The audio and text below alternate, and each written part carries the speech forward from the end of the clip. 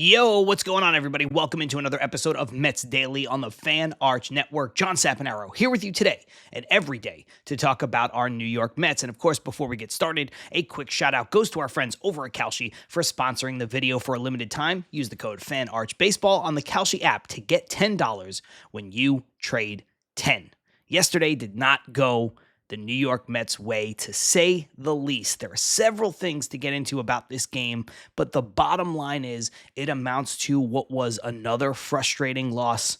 It amounts to another poor watch, another unentertaining game for the most part. I mean, there were a couple things there, specifically what we'll talk about in our last segment, that quirky out at second base play. And yeah, I guess if you are a fan of things you've never seen before in the history of your baseball fandom, I guess there are a couple things entertaining about it. The Mets make it a bit more of a game late with a little bit of a rally in the ninth inning. But again, all of that is just, it's too little too late. It's not enough. It's not enough for June 23rd. It's not enough in a series that they have to win. It's not enough in games that they have to win. And so ultimately, what you do is you sit down to watch that game. You get a little bit encouraged at the beginning in the first inning, and immediately it is snatched away from you. And if you're like me, you turn the game off.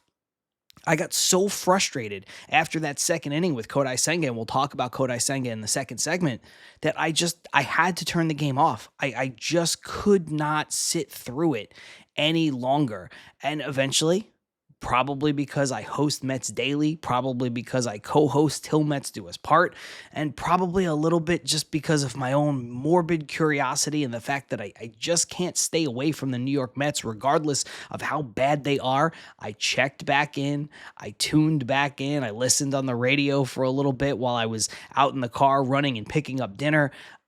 I couldn't stay away, but I should have stayed away, and you should have stayed away from the New York Mets too, because ultimately, what you are watching is a bad product.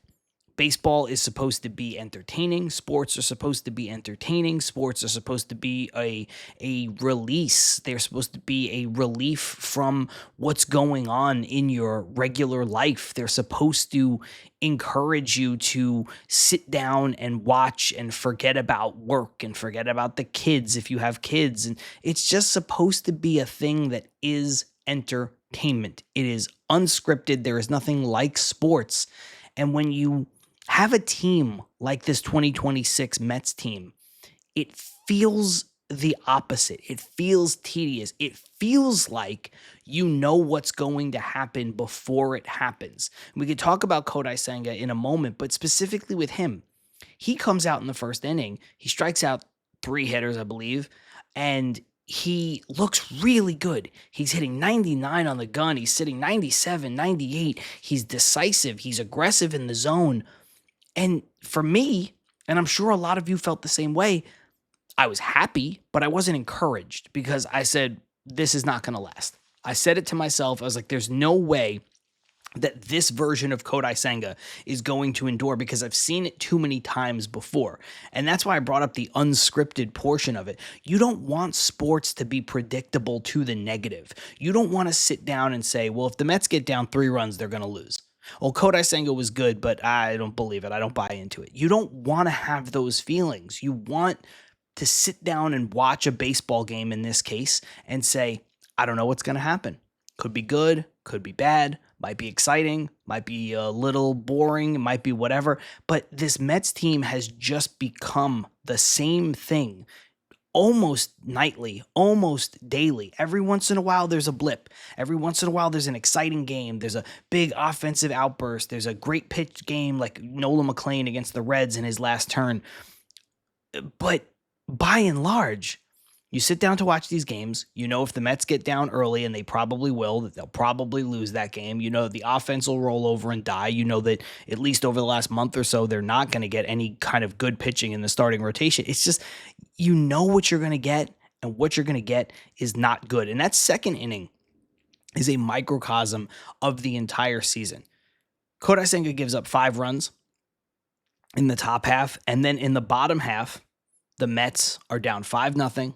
They get a little rally going. Francisco Alvarez with a hit knocks in 2 runs. They get a couple outs sprinkled in. Now the game is within shouting distance. It's 5-2. Bases are loaded. You've got Bo Bichette up, Juan Soto on deck. And you say, you know what, look, maybe you got to win ugly. And this is the problem with the way the Mets season has gone.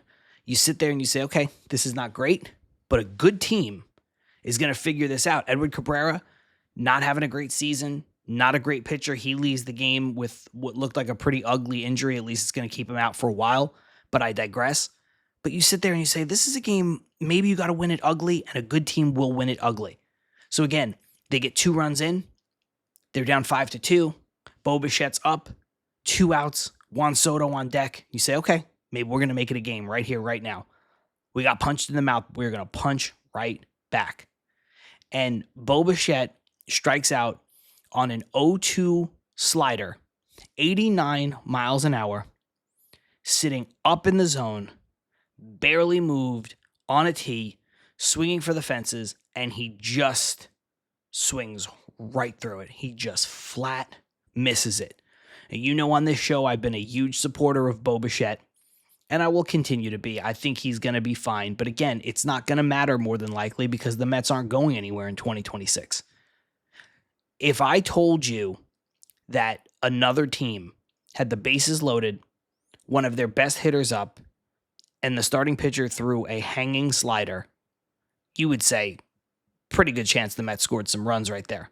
Or at the very least, maybe the Mets are sitting in a position where, you know, you'd be frustrated, but the Mets have, you know, they hit they absolutely rope a ball for an out. You know, you hit a screaming line drive to the third baseman, and that sucks, but like, wow, you know, that's a ball on a tee. But no, it's the New York Mets. So it's a hanging slider. You get the exact kind of pitch that you want, and your hitter just misses it. And that's been the story of the New York Mets season, all season, this season. So that second inning is a perfect microcosm on offense, on defense, from the starting pitching side of what the Mets have been like all season long. And obviously, it has not been good enough. The Mets have been a poor baseball team, and last night was another example of that. Speaking of another example, Kodai Senga is unpitchable. Kodai Senga is awful. We've talked a lot about Kodai Senga on this show in the short time that I've been hosting it, but Kodai Senga is, I know this is mean, but it is what it is. He's useless. Kodai Senga is abysmal. He's got a line in this game, 3 2/3 innings pitched, only 3 hits, 7 runs somehow on those 3 hits. Well, how do you get there? It's because 5 walks and 2 home runs. He sprinkles in 6 strikeouts, fine. But it's the walks again. It's the home runs again. That is the story of Kodai Senga's season. That is the story of Kodai Senga's Mets tenure outside of his very good rookie campaign and outside of the first half last season when he looked really, really good. And I don't know if that injury just messed up Kodai Senga physically and he'll never get back. But right now, Kodai Senga is not pitchable. He is not playable. The experiment is over, and the Mets need to put him out of his misery. I know he's got 1 more season left. I know the Mets on his contract. I know the Mets don't have a lot of other options to turn to right now in the rotation. I don't care.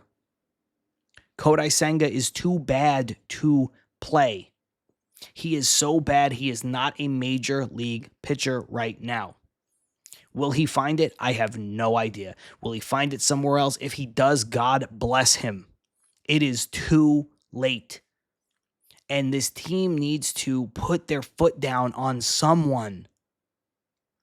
If it's not going to be Mark Vientos, because you say, well, we don't have anybody else until Polanco and Lindor and Robert and all these other people get back, Tyrone Taylor, fine. Maybe at some point Vientos will be the odd man out. I doubt it because it doesn't seem like they have any interest in doing that, but maybe at some point he will go. But they haven't done it yet, and they're saying that they can't because they don't have bodies, they don't have people to put on the roster. Okay, fine. Carlos Mendoza should be fired. Carlos Mendoza should have been fired. They don't want to do it because they don't want to give Kai Correa a poor deal where he has to step in and be an interim manager for the first time over a team that is just awful. Well, maybe you should have done your coaching staff differently.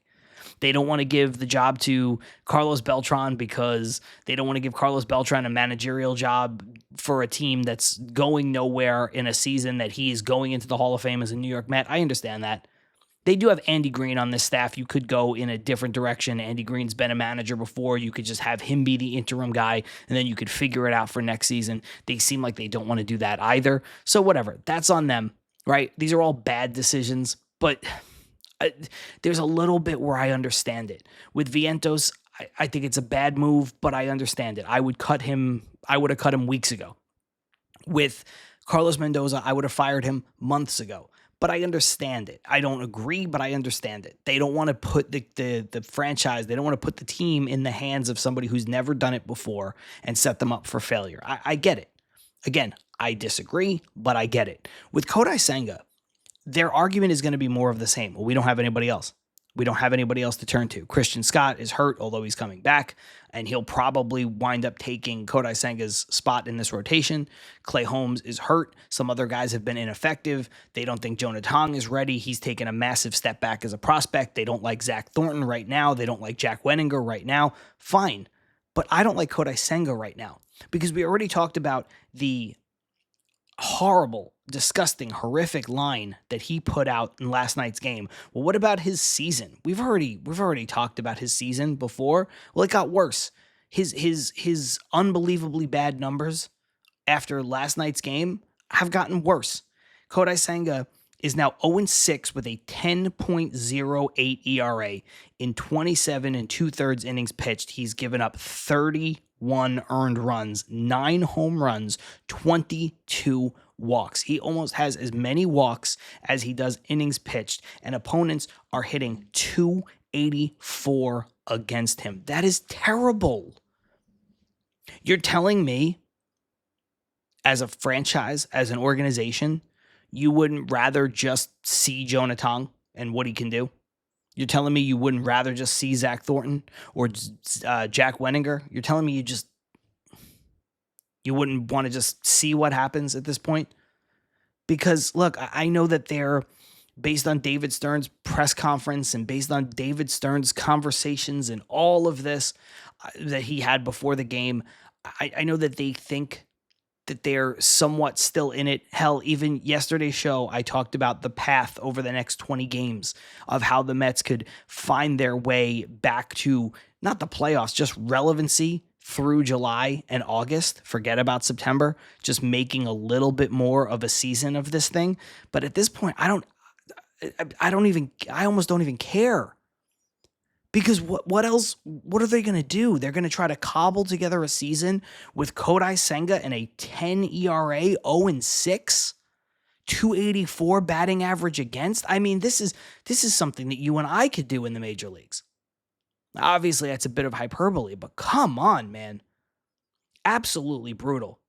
And look, I know I spent a little bit of time in the first segment talking about the offense and the offensive ineptitude and the fact that, Bo Bichette strikes out on a hanging slider that was on a tee for him. And yeah, that was a big factor in this game as well. Their inability to come back at the end of the game, even though they made a little bit of a rally in the ninth inning and got it to a respectable 9-6 score. Fine, whatever. Like, I know they fell short, but I mean, you score 6 runs in a baseball game, you should win. And this offense wasn't great today, but the offense was good enough. 6 runs is enough. They had 6 runs on 6 hits with 7 walks. They had a lot of traffic on the bases. They had a lot going on. They hit a couple home runs. They knocked in a couple runs in big spots. And I know you don't know how the game's going to play out if the Cubs don't score all those runs and which relievers they go to, whatever. I understand all of that. But the bottom line is the only thing we can go off of here the next day is, did the Mets do enough offensively? And just in a vacuum, 6 runs is enough. But 6 runs isn't enough because Kodai Senga and his 10 ERA is on the other side. The Mets need to release Kodai Senga. Point blank. I don't care who the alternatives are. I don't care where they go. I don't care if you have to put David Peterson back in the rotation. I don't care if you have to call up a kid who's, you don't think is quite ready or whatever the case may be. I don't care if you want to go and, scour another team's bottom of the barrel, their depth chart, whatever. I know you're not going to trade for anybody now, but, I just don't care. I don't care. This is unscientific. This is, I get it. You're going to say to me, John, well, what if you bring up Jonah Tong and he's just as bad? I don't care. John, what if you go and you claim a guy off waivers? He's going to be just as bad. He's not a quality pitcher. I don't care. Because the Mets need to show some damn accountability.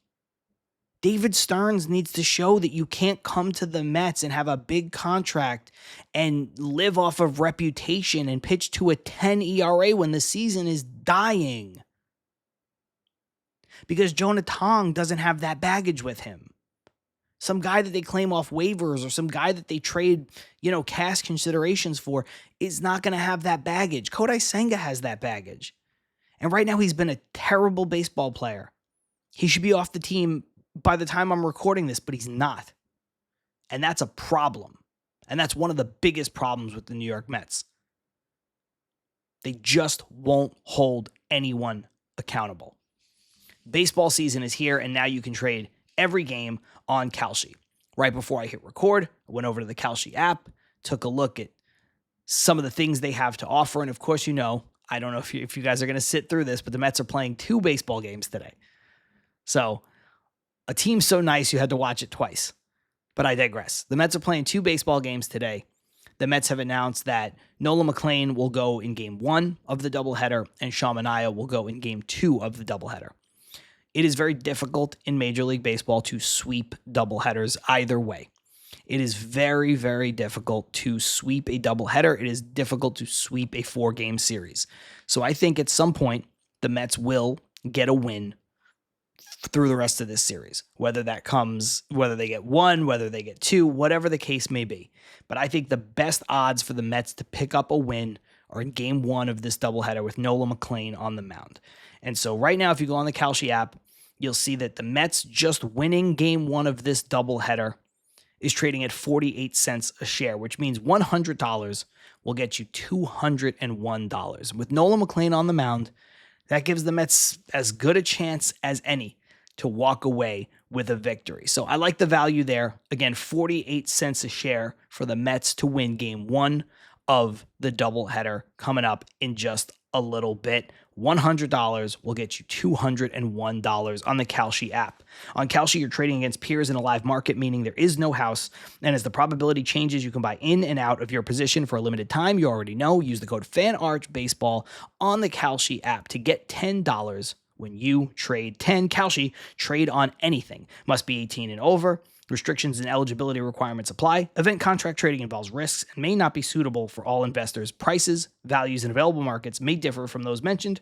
For more information, see kalshi.com/regulatory.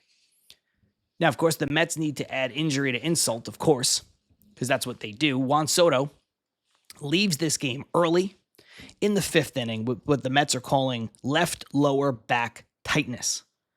Juan Soto was later seen in the dugout, which is a positive. He was not in the clubhouse or the locker room getting treatment, not in the trainer's room, but he was wearing what looked like a heating pad or some kind of back brace around his lower back. But the fact that he was out in the dugout and he was with his teammates, despite the fact that he left the game early, despite the fact that he had a brace on his body or a heating pad on his body, is a good sign. When the player can stay in the clubhouse and feels like they can stay in uniform, that's what he did.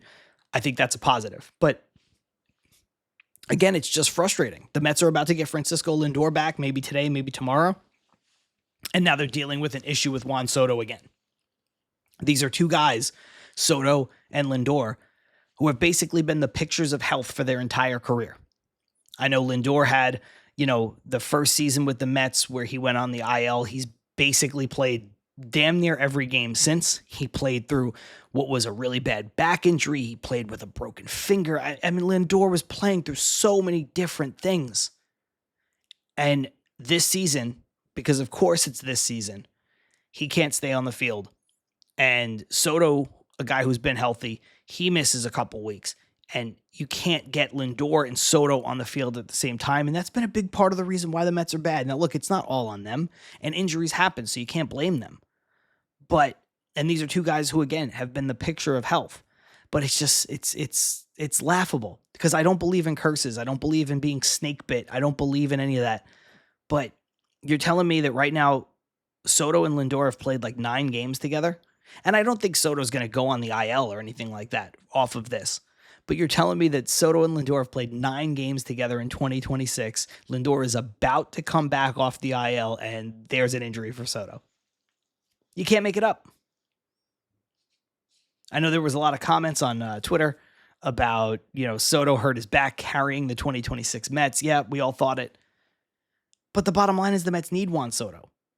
And, again, I know you can't have these predetermined outcomes, but maybe if Soto stays in that game, Soto's red hot over the last, 10 games, because he's Juan Soto, like 400 batting average, 1,100 OPS, hitting a bunch of home runs, looking really good. If he stays in that game, maybe the Mets' comeback doesn't fall short. Maybe the Mets are able to tack on a couple runs here, a couple runs there. And maybe the Mets can win an ugly game. But when, your best hitter and one of the best hitters in the sport leaves the game halfway through, that's another hit to your morale. It's demoralizing. So it's just more of the same. It's more of the same. It's more of the same. Pile it on, pile it on, pile it on for the New York Mets. You add injury to insult. You add insult to injury all the time. And what you end up with is, again, just another, to go back to the very beginning of this episode, another frustrating, poor watch. Because without Juan Soto, what else are you watching? Now, I understand they have guys, AJ Ewing, and people want to see Carson Bench, and Francisco Alvarez, kudos to him. He had a good game. Bo Bichette even makes up for a little bit of what he didn't do in the second inning by hitting a home run in the 9th inning. So there's stuff to watch, but it's just like, there's just always something. Something is always amiss for the 2026 New York Mets, and you just add this to the situation. Because again, could this be a one-off? Could this just be, I tweeted about it, where maybe Soto is, I'm not saying he's asking out of these games. I'm not trying to put that on him. But could this be a situation where he says, my back hurts and this team is losing 7-2, and maybe it's not the time to push it? That's possible. And this could just be a one-day nothing to worry about. But now it's something that we have to think about. Now it's something that we have to be aware of. And I don't want to. I don't want to. I want to watch this game. I want to watch this team frustration free for one calendar week. And I don't think we're going to get that here in 2026. And again, that just adds to the frustration. If you love baseball, this has just been such a bad watch. But also, if you love baseball, last night gave us one of the strangest plays you are ever going to see. And that is Pete Crow Armstrong being thrown out at second base, stealing on a walk. Yeah, that's what I said. If you didn't watch the game and you're like, what the hell are you talking about? Pete Crow Armstrong was thrown out at second base, stealing on ball 4.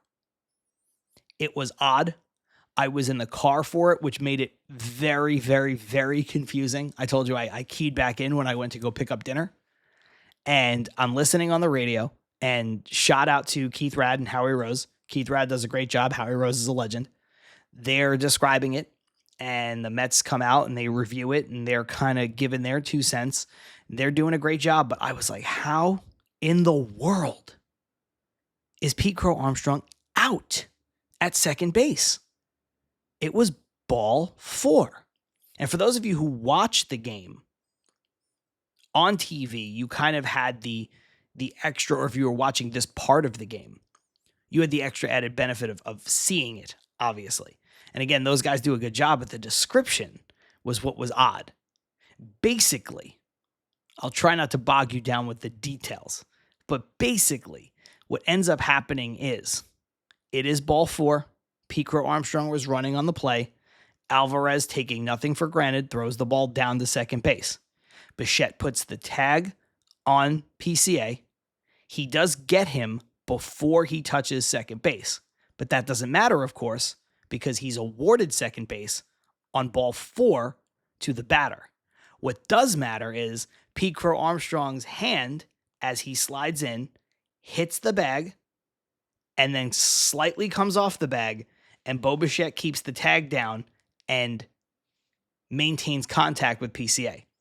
So PCA touches second base, which is his right. He has ownership of second base in that moment as soon as he touches it, and he comes off the bag for a split second. Bo Bichette keeps the tag on him at shortstop, and he is ruled out on replay because you guys know this. Once you establish possession of a base, unless timeout is called, you cannot leave the base. You're in danger of being tagged out, and that's exactly what happened to PCA. It was odd. It's one of the strangest things I've ever seen. I even, in the group chat, again, because I was in the car, I said to everybody, I was like, I've played baseball for a long time, and I watched a lot of baseball. How is he out? Because again, on the radio, I couldn't quite get it. Probably because I was driving too. So I was in the car and I was driving and I'm listening and I'm trying to figure this out. And then when I parked, I was like, hold on. I have to ask everybody, like, what did I miss? What am I not getting that you might be seeing on TV? But either way, it is one of the strangest baseball plays that you will ever see. And I got to give credit where credit is due, because Carlos Mendoza has deserved every little bit of criticism, but he kind of came running out of the dugout on this play. Like, he knew immediately. And you got to give credit to, I think his name is Harrison, the replay guy for the New York Mets, who said, yeah, go ahead and challenge this. He made contact with the base. He established his connection to the base. And then he came off of the base and he's out. These are two guys who have gotten a lot of flack this season. Harrison doesn't really deserve it. He's just a guy in the replay booth. I know his role is important, but, you know, these are two guys who have gotten flack, and they really nailed this one. Now, we can argue whether or not spirit of the rule, letter of the rule, in terms of, is that what replay is really for, or whatever the case may be. I know that that's been some people's arguments that, like, that's not why we have instant replay, to be nitpicky and ticky-tacky on stuff like that. And I get that side of it. But the bottom line is they got the call right. Because let's put it this way, right? Let's just, for 1 second, let's say PCA is not stealing and he walks to second base on ball 4, and he walks over and he steps on second base, and then he just walks off of second base to readjust his belt or something, his sliding mitt, and he does it off of second base. If Bo Bichette tags him, he's out. That's what happened. So it's an odd play. It's a play you're not going to see a lot. It's a play you might never see again in your lifetime. But according to the rules of Major League Baseball, he is out. That's the play. That's how it works. That's going to do it for this episode of Mets Daily. If you haven't already, subscribe to the channel. We're sitting at just over 4,000 subscribers. We are trying to get to 5,000 by the end of the season. We would love to do that. And more importantly, we'd love for you to be a part of it. It doesn't look like this Mets season is going where we all want it to go, but at least if you subscribe to the channel and you tune in every day, we can go through it together. Until next time, I'm John Saponaro. See you tomorrow.